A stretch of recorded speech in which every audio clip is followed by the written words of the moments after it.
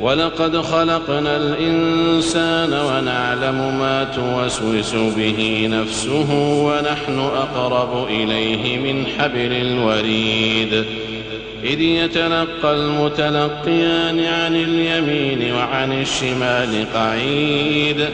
ما يلفظ من قول إلا لديه رقيب عتيد وجاءت سكرة الموت بالحق ذلك ما كنت منه تحيد ونفخ في الصور ذلك يوم الوعيد وجاءت كل نفس معها سائق وشهيد لقد كنت في غفلة من هذا فكشفنا